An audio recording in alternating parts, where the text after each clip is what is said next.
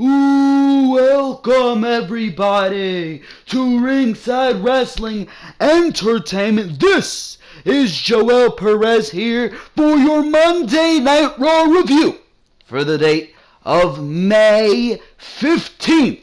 2017. Here we are, ladies and gentlemen, here for another Monday Night Raw review and another boring, lackluster, unoriginal, uninspired, garbage edition of Monday Night Raw, bro. Another one.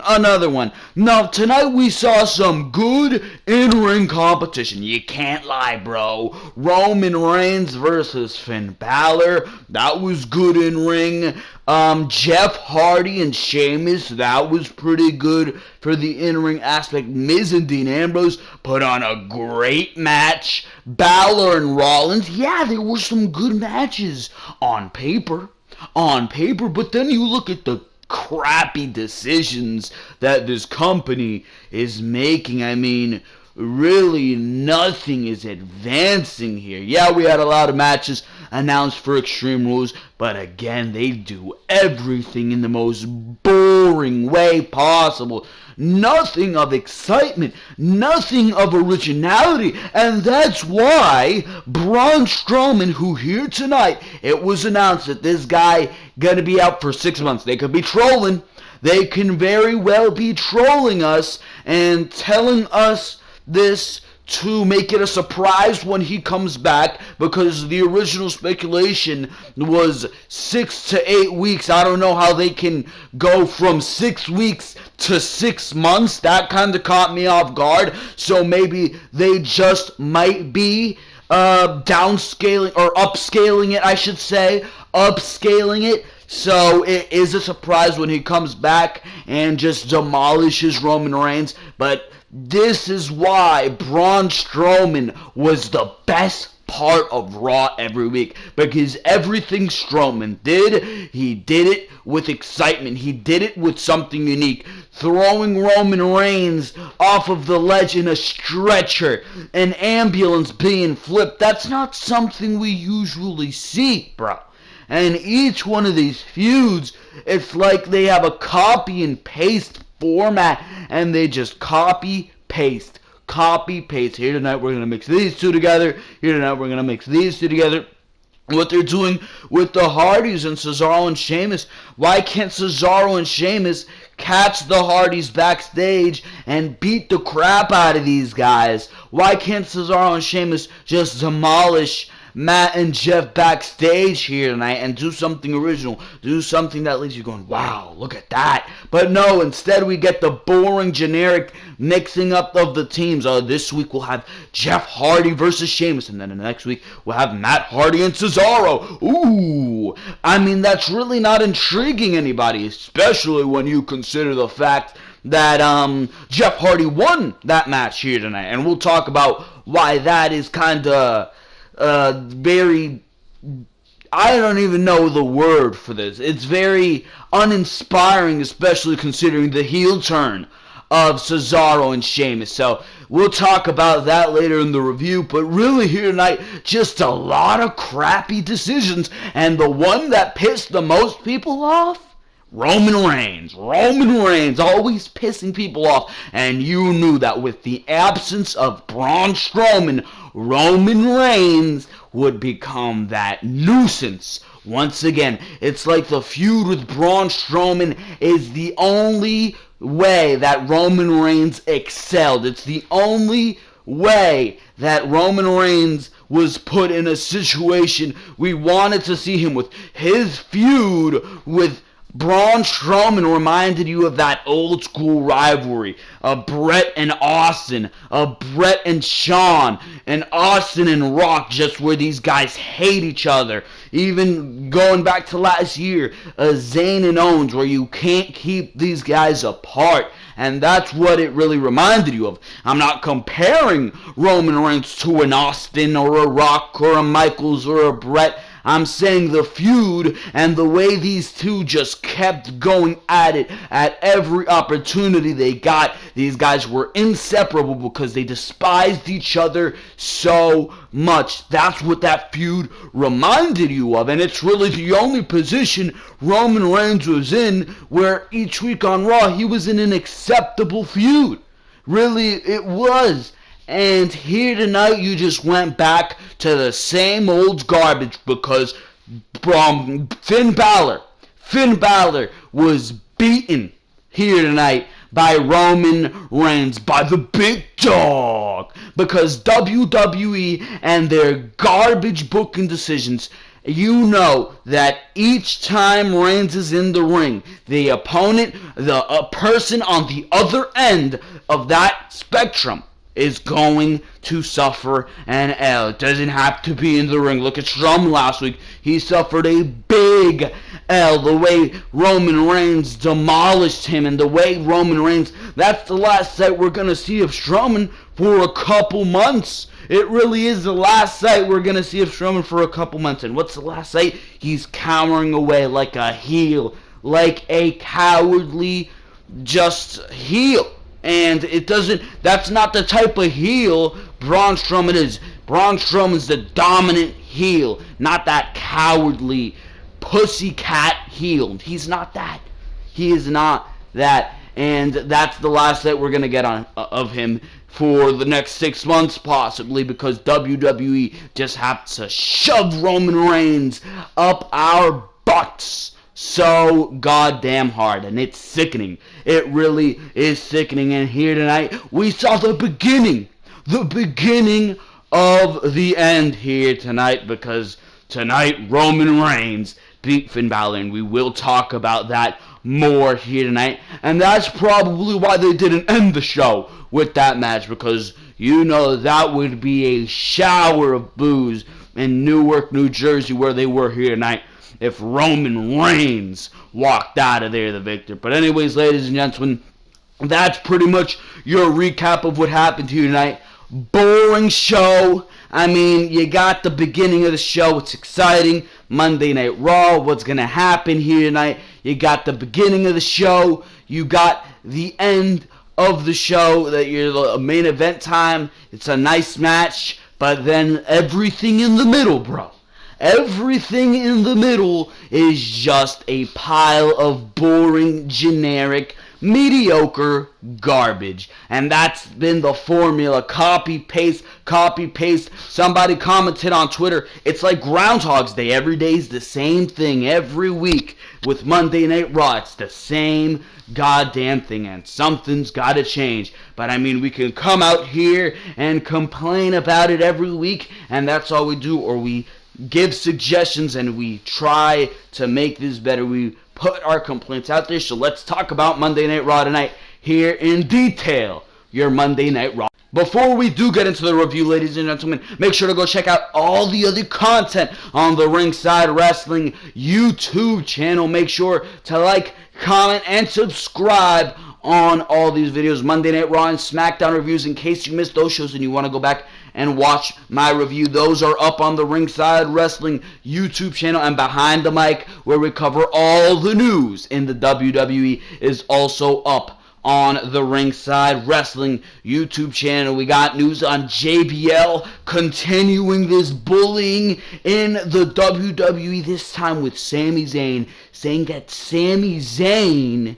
he'd rather be captured by ISIS than have dinner with Sami Zayn. I don't know what is going on there, but that one is pissing me off.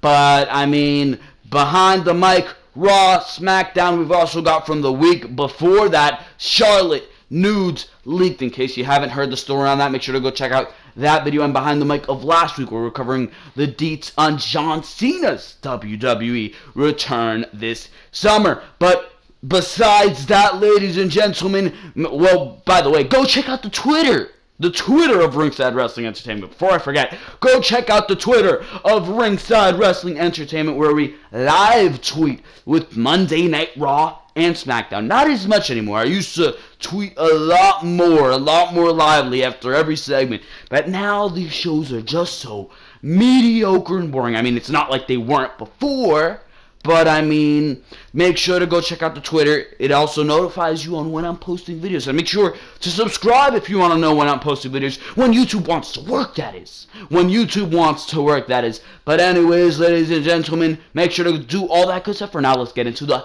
Monday Night Raw review and results. Monday Night Raw here tonight, May 15th, 2017. We were in Newark, New Jersey. We were out of the UK last week. We were in the UK, of course. This week, we are back in America, which, I mean, is that really a good thing? I don't know. The crowd was great here tonight. I'll give them that. The crowd was great here tonight. They were all over the place here tonight. Great shit from the crowd here tonight. But let's talk about the show. This crappy-ass show. This idiotic show, Monday Night Raw. Kurt Angle, he comes out to start the show, and then he welcomes us to Monday Night Raw. Same crap every week with these segments, like 15 different superstars come out, blah, blah, blah, blah, blah. Things are announced. But he said that last week the rivalry between Reigns and Strowman continued when Reigns got revenge on Strowman, and Strowman was taken to the airport and taken to the hospital in the U.S., where it was found out that Strowman was injured for possibly 6 fucking months, which is terrible, terrible news. He said that since it was Strowman that has his sights on the Universal Championship, he has been deciding and giving a lot of thought to who should challenge for the Universal Championship, but then he decided that it had to be earned, does the number 1 contendership. So at Extreme Rules, there will be a fatal 5-way between Seth Rollins, Samoa Joe, I like that name right there, Bray Wyatt, Finn Balor, and Roman Reigns. So those are the 5 people who will be competing in the matchup. I like those names. I really do like those names. That's a nice list of names. Roman Reigns, obviously in that mix. Finn Balor. There's really no name there that I'm going to tell you shouldn't be in that mix. That's a nice situation for Samoa Joe, especially considering he's going to be around the top stars of Monday Night Raw. I like it. And I personally think Samoa Joe should win that match, bro. I personally think Samoa Joe should win that match. But let's not go too far with that, because we know the people who are booking this show after all. We know who's going to win this match. If it's not obvious, Roman Reigns. The interesting thing I found here was that they showed the graphics of all the competitors against Brock Lesnar. That's how they announced this match. They showed Seth Rollins and Brock Lesnar, and they showed a graphic with Brock Lesnar and Seth Rollins. They showed a graphic with Samoa Joe and Brock Lesnar, which looked absolutely beastly, if you get what I'm saying here. But that was pretty cool how they showed the graphic prematurely there. But Reigns comes out. It looks like Kurt Angle's about to leave. He does it's true, it's damn true, all this good stuff. He says his lines there. But Roman Reigns decides to come out saying that we don't need a fatal 5-way because he is already the number 1 contender. He says that he beat The Undertaker at WrestleMania, took out Strowman, and he is the only one who can beat Brock Lesnar. I like that. I really did like that. When Roman Reigns was saying that, I'm like, oozing heel, bro. He is absolutely oozing that heel. And yet WWE, with all the boos that are raining down, it was actually pretty appropriate, because Kurt Angle's music started playing, and people were in the middle of saying, you suck, and then Roman Reigns' music started playing. So that kind of fit well together, because Roman Reigns does indeed suck. But I mean, that was pretty good. When Roman Reigns is talking like a heel, he just oozes that asshole look right there. That's what Roman Reigns looks like, man. But I mean, Finn Balor comes out saying that if he needs to remind him, he was saying this to Seth Rollins 2 weeks ago, but Finn Balor says that he was the first Universal Champion, and he was never beat for that title. So if anything, the line starts behind Finn Balor. Reigns said that Balor has a lot of heart, but he doesn't have what it takes to beat Lesnar. Balor brings up an interesting thing, reminding Reigns of how he beat him on his very first night on Monday Night Raw. Samoa Joe comes out saying that they have it wrong, and I love Samoa Joe's promos. The passion you hear behind this guy's voice, man. The smartness, and you could tell the creativity that comes out of these promos of Samoa Joe. He says that they have it all wrong because it's not about heart or whose yard it is. It's about actions and results. Action. Joe locks Rollins into the coquina clutch. Result. Rollins is on the injured list. Action. Joe enters the fatal 5-way. Result. Joe becomes number 1 contender.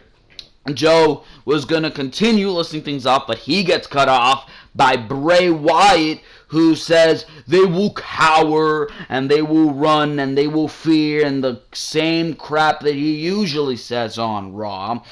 But Wyatt gets cut off by Seth No Gimmick Rollins, who says that they will kick each other's asses at Extreme Rules, but he came here to fight tonight. The crowd came here to fight tonight. Just pandering to the crowd, does Seth Rollins. He's the crowd pounder. That's his gimmick now. He just ponders to the crowd. It's all about getting everybody hyped up, right?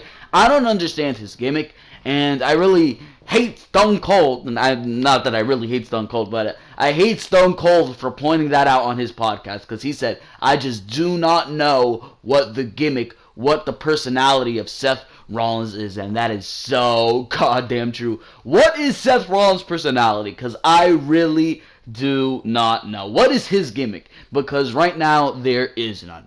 But, Wyatt gets caught up by Rollins. He says that at Extreme Rules they will kick each other's asses, but he came to fight, and he came to fight Samoa Joe. That starts a brawl, where the men trade finishers with Balor standing tall after hitting Reigns with a sling blade. So Balor stands tall, but obviously, like I said at the beginning of the review, if you didn't watch the show, that doesn't last for long, because Roman Reigns, of course, beats Finn Balor. But, we go into the commercial break. We come back. Kurt Angle makes some exciting matches. He was talking to Rollins, Balor, and Reigns backstage after the brawl, and he makes the match of Roman Reigns versus Finn Balor and Seth Rollins versus Bray Wyatt. My issue with this is that these are matches that can really be main eventing pay-per-views, bro.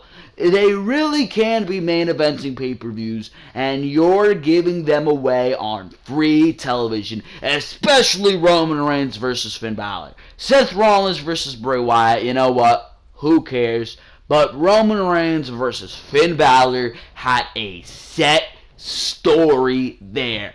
After Finn Balor beat Roman Reigns on that Raw after the draft, and Finn Balor became the first, or not the first Universal Champion, the number 1 contender for the Universal Championship. There you go. But after Balor became the number 1 contender to the Universal Championship, Roman Reigns said, I'm going to get you.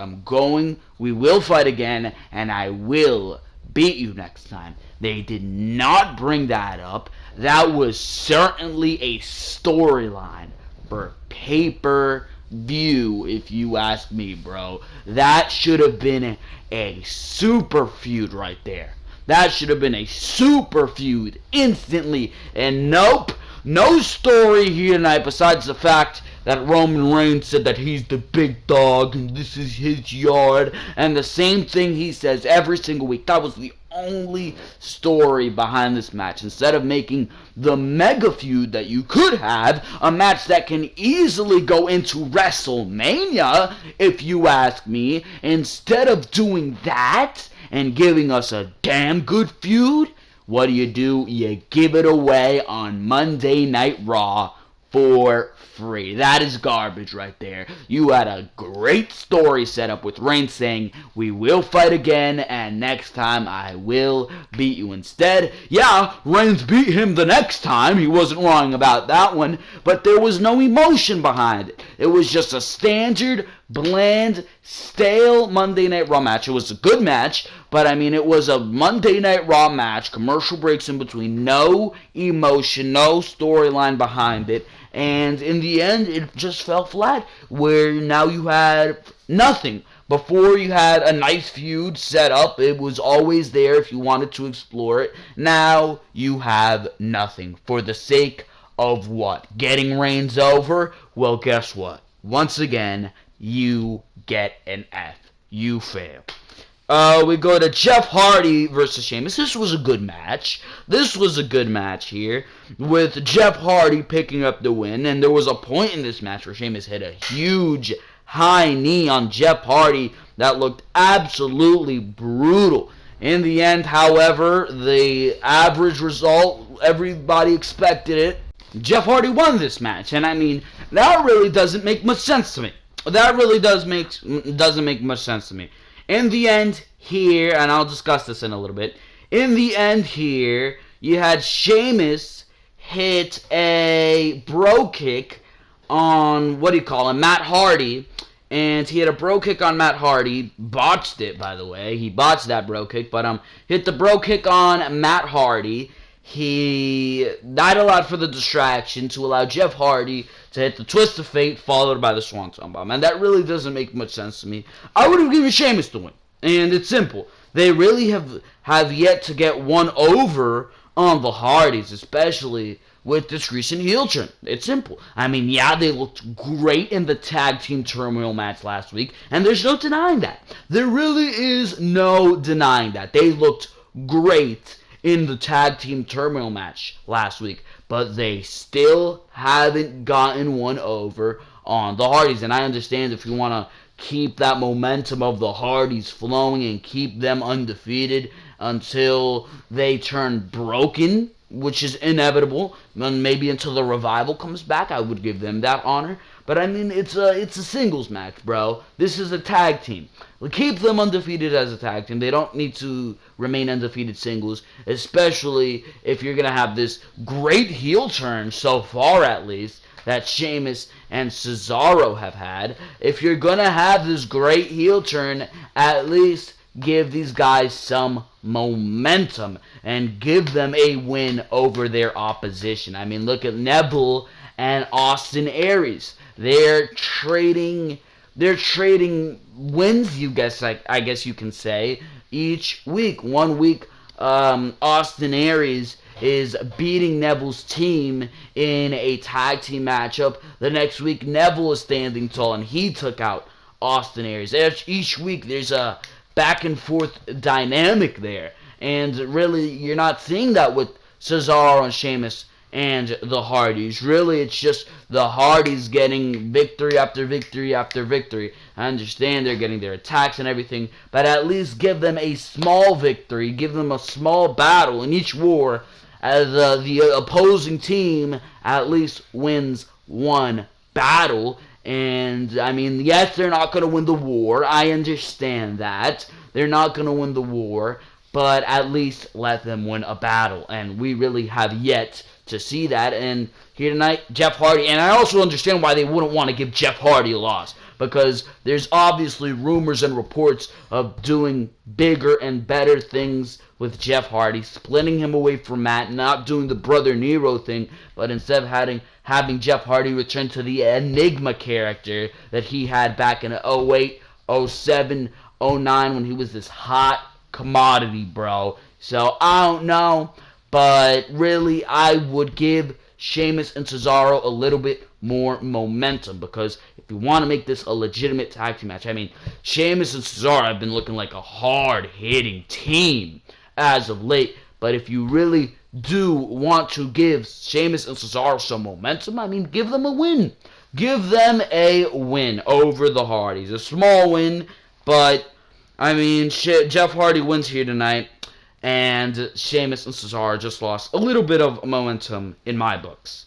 We go to Sasha Banks versus Alicia Fox. I really don't understand why this is a feud. I really don't, but here tonight, Alicia Fox, yes, Alicia Fox got a win, or excuse me, did I say Alicia Fox? I mean Alicia Fox, like Noam Dar says. But Alicia Fox gets a clean win over the boss. She's no longer the boss. She's more like the loser, bro. She's more like the loser because that's what she is.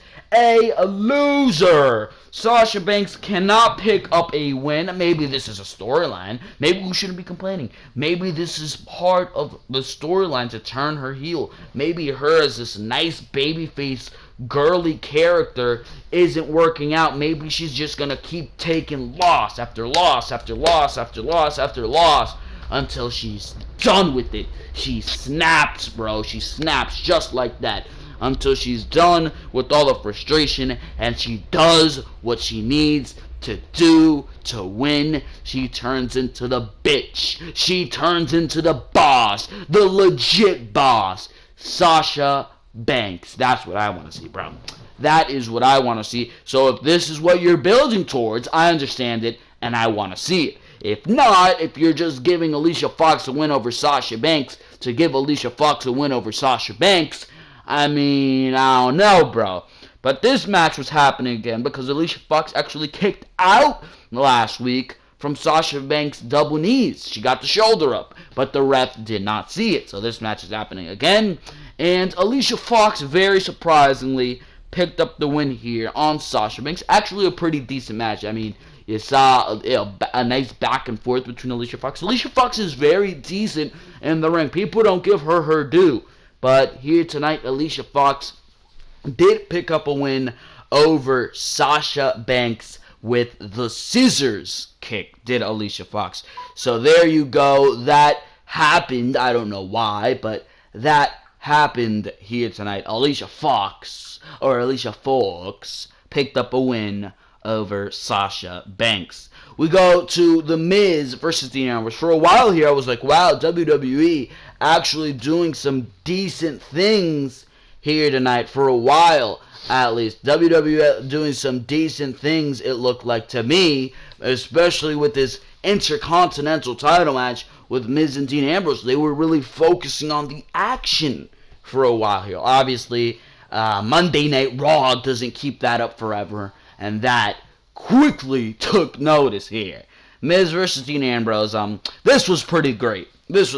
Great match. Probably the best match that these two have put on, which is pretty damn good.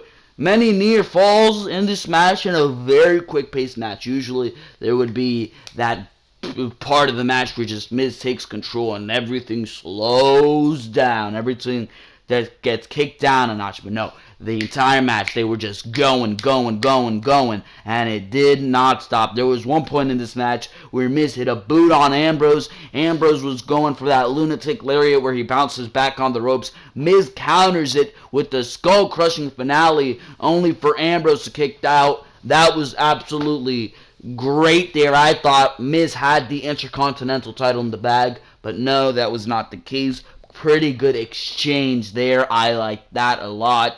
In the end, however, when Miz tried to go for a low blow, something unique here, something I've never seen, something I never thought could be done. Miz was trying to go for a low blow as Maurice had the ref in the usual distracted position, reffing seeing crap. Miz was trying to go for a low blow. Ambrose caught it, countered it, saw it coming. I don't know how, but Ambrose countered it, and out of frustration, maybe he even thought that the referee was still turned, kicks Miz right in the kicker, or in the shitter, in the balls, bro. Kicks Miz right in the balls, and ends the match in DQ, and obviously building towards some type of stipulation at Extreme Rules where the kick in the balls does not matter. So that was a pretty good way to end this pretty great match, because you're not going to see, not very usual, you're going to see a title change on Monday Night Raw. So this feud is continuing.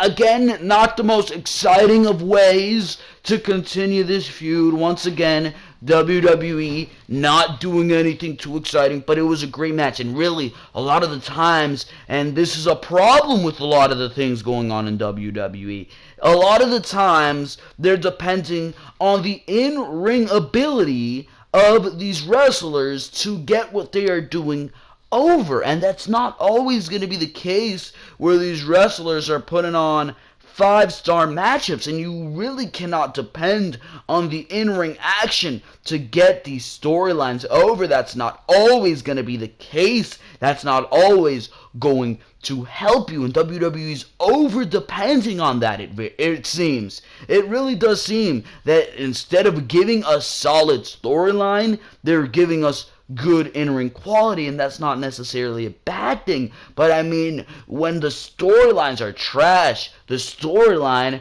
really does make up a lot of Monday Night Raw and Smackdown. It really does. So when you're really not giving us anything special and you're not concerned with what's going on in these storylines, the quality of your show, the investment I have in the matches is really going to go down. And really, that's what's making this saturation of the wrestling product. That's why a lot of people hate wrestling nowadays, bro. Because they really don't focus on the storyline. They really don't focus on building a story and having that story be developed in the ring and making a better match because of it. WWE really isn't focusing on doing that. And the matches that are the best, the matches that are the absolute best, are that great because there was storyline backing it up. You look at Shawn Michaels versus The Undertaker. You look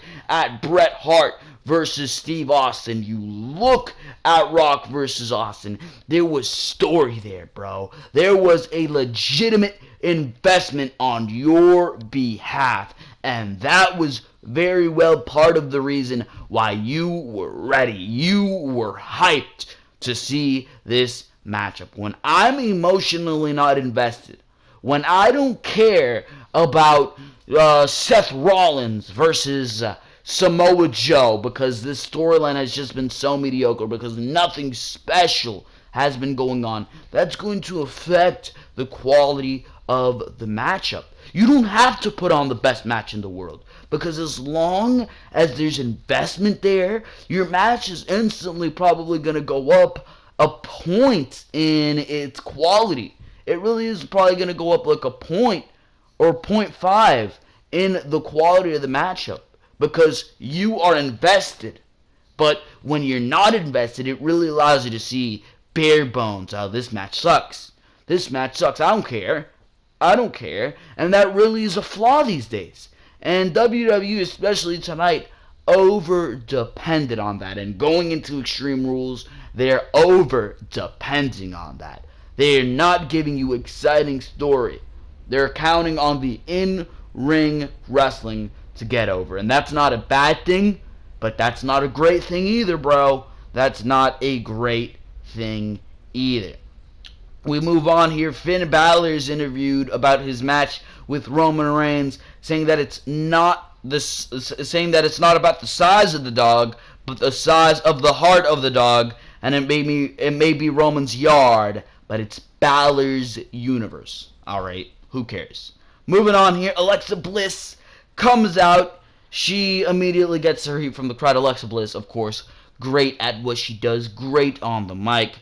Alexa Bliss comes out immediately trashing Newark, New Jersey, calling it the Sweatland of America. Alexa says tonight New Jersey will experience a winner, bragging about being the first ever woman to be both Raw and SmackDown Women's Champion. She explains what it is to be a winner, and that when you're smarter and more dominant than everyone else, winning becomes easier and just comes naturally. Bayley comes out, Bayley interrupts her, and Bayley absolutely terrible on the mic. I don't know what it was. Bayley was very good in NXT. I don't know what it is, bro, that on Monday Night Raw you just don't feel it with Bayley. Because on NXT she was that underdog, you were excited for her. It's Bayley. It's Bayley. Now it's just, oh, Bayley? Or like Michael Cole says, Bayley, or whatever the hell he says, Bayley, or I don't even know. Michael Cole just F's up her name so bad, but Bayley interrupts. Bayley tells Alexa Bliss that what does this even say, bro? What does this even say? She says that we get it. There you go. We get it because Alexa has accomplished everything she said she's going to do. She says that the only title she cares about is that Raw Women's Championship. And at Extreme Rules, she will invoke her rematch. Alexa says that Bayley doesn't know what Extreme Rules is. She knows what Extreme is. Maybe Extreme Jump Rope, Extreme Hot Potato, or whatever the hell Alexa said. But, she doesn't know what Extreme Rules is because there will be no one there to save her. Bayley had her fun in the sun, but that's over now. Bayley, she gets pissed off. Alexa said that you need to let the adults play. You could go sit at the kiddie table, but you need to let the adults play. Bayley starts to attack Alexa Bliss, but Alexa Bliss gets kicked to the outside. She finds a kendo stick and hits Bayley. Looked absolutely brutal. Hits Bayley right in the back of the head with it. Looked absolutely brutal. Crowd even started chanting ECW. I don't know if it's that hardcore, but I mean, crowd even started chanting ECW, which is pretty damn funny there. Kurt Angle is on the phone with Sami Zayn. Oh, hold up. I have something to say about Bayley and Alexa Bliss. What am I saying? I have something to say about Bayley and Alexa Bliss. Where am I? Moving on. But Alexa Bliss and Bayley, I like where they're going with this. I mean, Alexa hitting Bayley in the back with that kendo stick, I like it, bro. I like it. It built Alexa up. Alexa's been pretty good as a champion so far. Her mic skills are great, bro. Her mic skills are great. Bayley, I don't know about her. When she is doing a promo, she's just all over the place, is what I feel. Bayley is all over the place, but Alexa is doing some great work. And I like what Alexa Bliss is doing on Raw. But Bayley, I don't know. It's going to be a great match. It's going to be a great match. And in a backstage segment later on, they said it's going to be a kendo stick on a pole match. I don't know about that. Sounds kind of gimmicky. But I don't know, bro. We will see. But Kurt Angle, we move on to a segment with Kurt Angle. He's on the phone with Sami Zayn. I don't know why he's still on the phone with a SmackDown superstar, but he's on the phone with Sami Zayn, and Miz walks in, and Miz recalls that Ambrose kicked him in the balls. Kurt Angle then makes the match for Extreme Rules, where Miz demands that it's not good enough, asking for a match where if Dean Ambrose gets DQ'd, he will lose the title. And Kurt Angle actually grants that to him. Angle suggests that Miz lighten his tone next time he speaks to him, and that causes Maurice to start yelling at him in French. And this is actually pretty funny. She starts yelling him in French, says some random crap to him in French, and he actually responds in French. He says, I am General Manager Kurt Angle, former blah blah blah champion. I don't know what he said, but he was saying something in French, and that was pretty funny. It was pretty funny. I actually started laughing at that one, but the Drifter, Elias Sampson, then walks in playing his guitar, and Angle asks him if he can help him. Can I help you, bro? Can I help you, bro? And Elias gives him zero response. So I don't know what's going on there. I mean, you could certainly use Elias Sampson in the mid-card, bro. I wouldn't mind it. I mean, Elias Sampson, Apollo Crews, Dean Ambrose, The Miz. You got Goldust and R-Truth who split up here tonight. I mean, the mid-card, Titus O'Neil, the mid-card isn't looking too bad. The mid-card, if you use it correctly, if you want to use Curtis Axel, you got Bo Dallas there. If you want to make a mid-card on Monday Night Raw, which right now there barely is one, but if you want to make a mid-card on Monday Night Raw, you very well can, bro. You very well can on Monday Night Raw right now. You can. But I don't know what they're doing right now. But Elias Sampson playing the guitar. Elias Sampson, when he's going to step in the ring, I have zero idea.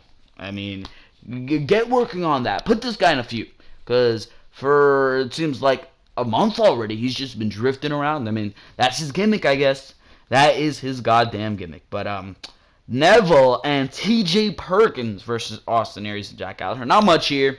This was a decent cruiserweight match. And when Neville hold back Jack Gallagher's leg, who was looking for that drop kick in the corner, and that allows T.J. Perkins to hit the detonation kick. So, there you go. There you fucking go.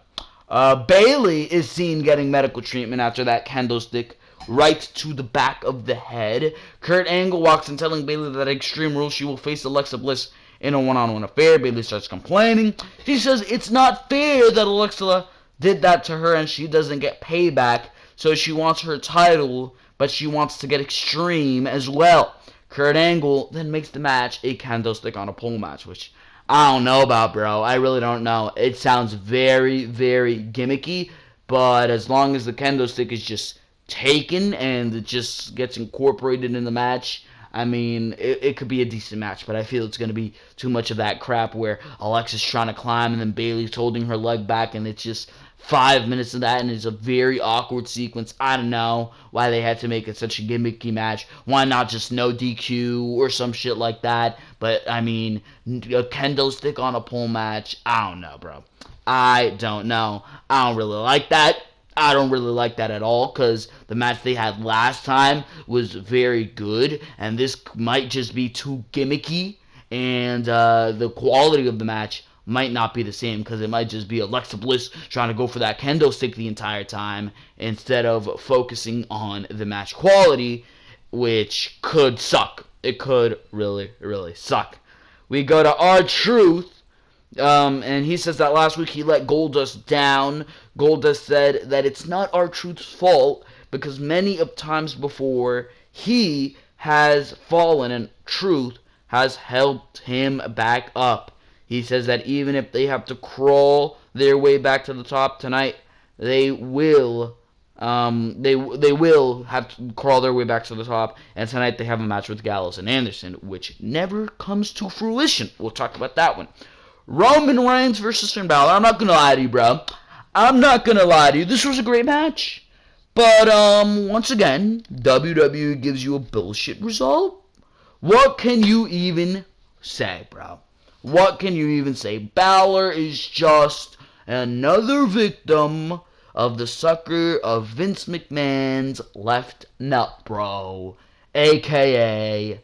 Roman Reigns. Jesus Christ. Roman Reigns, after attacking the ribs the entire match, hit the spear and beat Balor clean.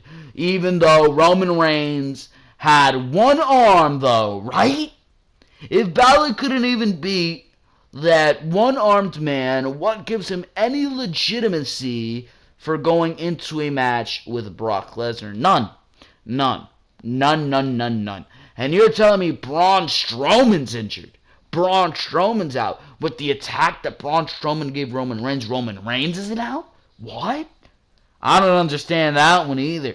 And the ending of this match was just completely unnecessary. Couldn't have you had Bray Wyatt interfere? Isn't there a feud going on between Bray Wyatt and Finn Balor? Didn't Bray Wyatt cost Finn Balor the Intercontinental title?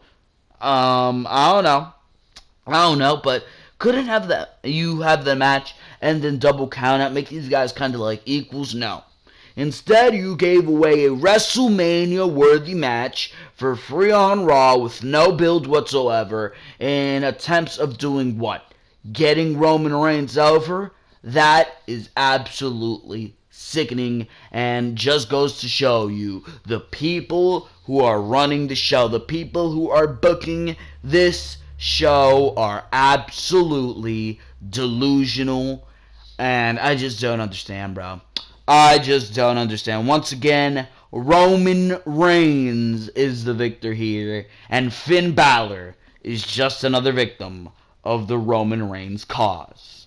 Seth Rollins is interviewed about his match with Bray Wyatt, and he says he has had to deal with Stephanie McMahon, Triple H, and Samoa Joe. So Bray Wyatt is far from his biggest concern. He says some other crap, but I really wasn't paying attention because the show at this point was just so goddamn boring.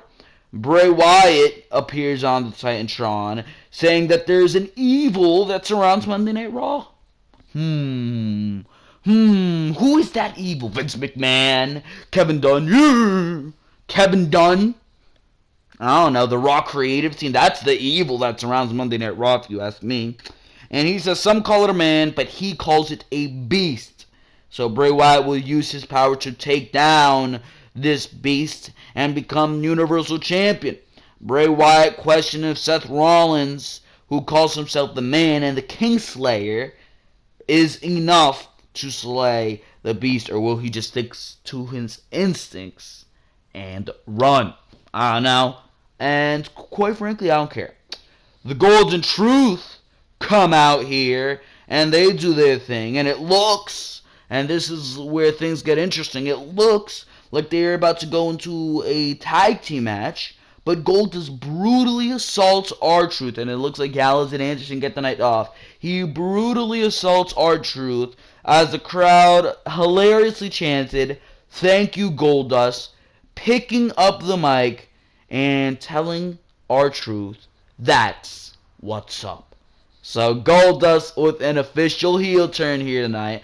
I don't know what you're going to do with this. I mean, Goldust can be a great mid-card player. I don't know what you're going to do if you're actually going to capitalize on this. I doubt it. This might just go into a feud between R-Truth and Goldust for 1 week or 2 weeks, or maybe even on the pre-show of Extreme Rules, and it's over. Who cares? And then Goldust just goes back into obscurity, because that's what happens on Monday Night Raw. We go to the worst segment of the night, by far the worst segment of the night. Enzo and Cass, they come out and do their intro until Titus O'Neil comes out and introduces Apollo Crews doing the Enzo and Cass gimmick, doing that shitty dance that Enzo does. He does that gimmick, dancing around like Enzo. Big Cass tells Titus O'Neil that it isn't Apollo Crews wrestling Enzo, and Apollo was trying to tell Titus, but it's going to be Cass wrestling Titus O'Neil, who was in a apparently $4,000 suit. Who cares? Titus O'Neil takes a big boot. It's over. Who gives a crap? Only good thing to come out of this segment was the fact that after the match, when Enzo was trying to take a selfie with the fallen Titus O'Neil, Crews hit him with an Enziguri, and Crews showed a little bit of personality during this segment. So you know what? Okay. Whatever. Who cares? Neville and TJ Perkins are talking about their success in the tag team match earlier in the night, with TJ Perkins saying that he feels he deserves his opportunity at the Cruiserweight title. Neville says that they still have an Austin Aries problem, and until they get rid of that problem, they cannot proceed. He says that Aries' knee is on the brink of breaking, so tomorrow at 205 Live, they will get rid of Austin Aries. We go to the final segment, main event, Seth Rollins versus Bray Wyatt. This was a good match. I mean, nothing too special here. Really nothing to talk about. In the end, Samoa Joe, he interferes and attacks Rollins, ending this match in DQ. Joe takes out Rollins, and Bray and Joe, they stare at each other for a bit. They start attacking Rollins together, and it looks like that's just about to be the end of the show. But no, Bray Wyatt stands tall here tonight, takes Samoa Joe out of nowhere. Sister Abigail, which I didn't like, made Samoa Joe look like an absolute fool, being gullible to Bray Wyatt. And then he takes a fallen Seth Rollins, picks him up, Sister Abigail. So Bray Wyatt stands tall here in an absolutely generic, boring Monday Night Raw, where Roman Reigns once again stood tall over Finn Balor, and everything was the same old goddamn garbage. What else did you expect? So, Seth Rollins and Bray Wyatt had no victor, and Samoa Joe didn't stand tall, who came out here tonight. But Bray Wyatt did, who actually deserves to stand tall after all the bullshit that they have given Bray Wyatt over the past couple weeks. But ladies and gentlemen, that is going to be your Monday Night Raw review. If I had to give this show a rating, probably 4.5 out of 10 here tonight. Just not very good of a show. But I mean, that's what we're getting until this ends. I don't give a crap. Make sure to go check out all the other content on the Ringside Wrestling YouTube channel, Monday Night Raw, Smackdown review, and of course, Behind the Mic. Make sure to stay tuned for my Smackdown Live review, looking to be an exciting show tomorrow night. AJ Styles versus Jinder Mahal, and Baron Corbin versus Randy Orton already now, so that looks very, very intriguing for tomorrow night. Make sure to go check out my review. And if you want to get that review right in your subscription box, make sure to subscribe to the Ringside Wrestling YouTube channel. If YouTube wants the goddamn work, that is. But for now, ladies and gentlemen, that has been your Monday Night Raw review right here from Ringside Wrestling Entertainment. And for now, I am out of here. Thank you very, very much for watching this video.